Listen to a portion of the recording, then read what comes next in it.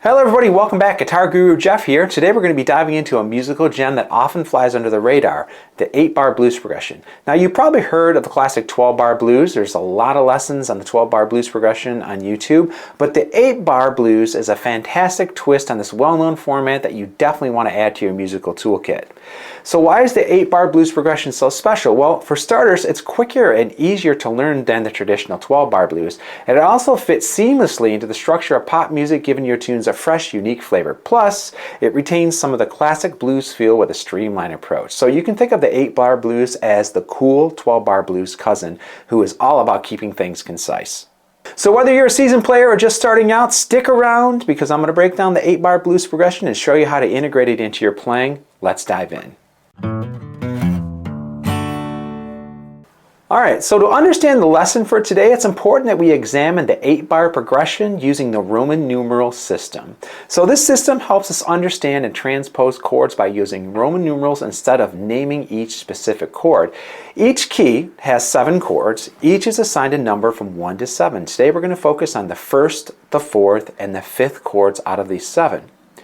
Today we're going to be learning our 8-bar blues in the key of A major and A minor. Now in both keys, A major and A minor, the first chord is called the tonic or the key chord. For example, we will use the first chord, the 4th, and the 5th of both major and minor keys. Let's go over what the chords look like in a major key. So the very first chord is an A7.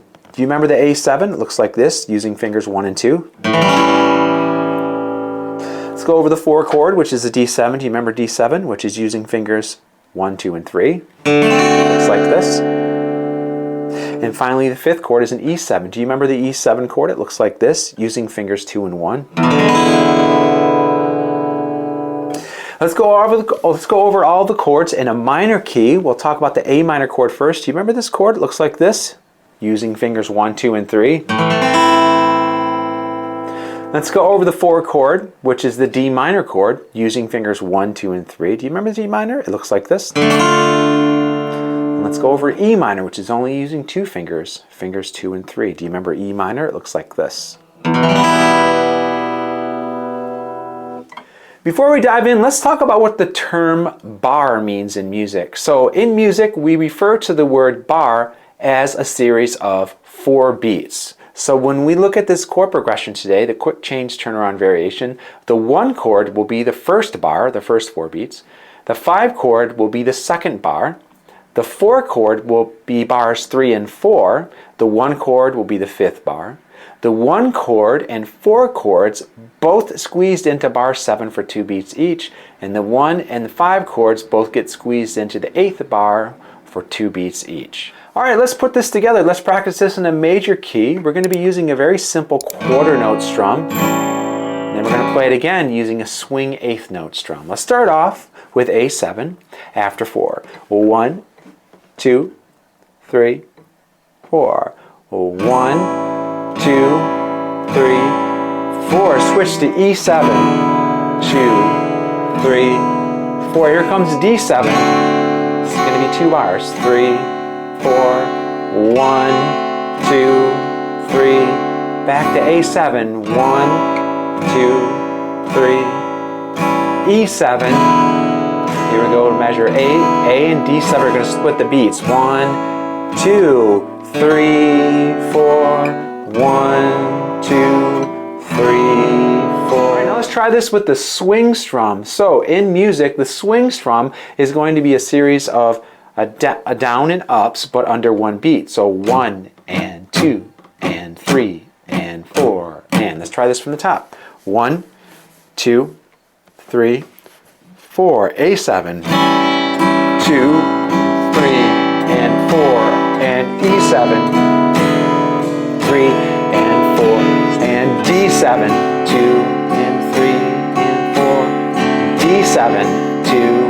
Here we go to measure 5, A7, 1, 2, 3, measure 6, E7. Here we go with the turnaround. It's going to be A7 twice, D7, A7.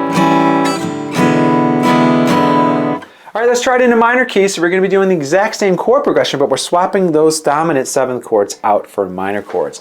Let's try this after 4, straight quarter notes. 1, 2, 3, 4, go. 1, 2, 3, 4. E minor. 1, 2, 3. D minor. 1, 2, 3. D minor again. 2, 3. Measure 5. A minor. 2, 3, 6. 2. Here we go to the 7th measure. We're going to split the chords, 2 beats each. 1, 2, 3, 4. 1, 2, 3, 4. All right, let's add the swing rhythm to this after 4. Well, 1, 2, 3, 4.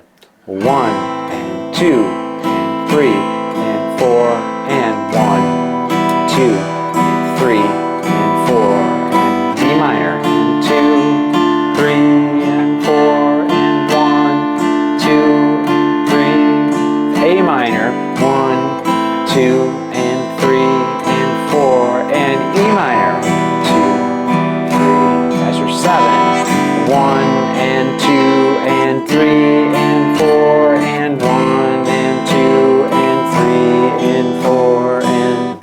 So if you're interested in exploring the classic 8-bar blues progression even more, there are definitely some iconic songs that have used this progression that you may not have even known.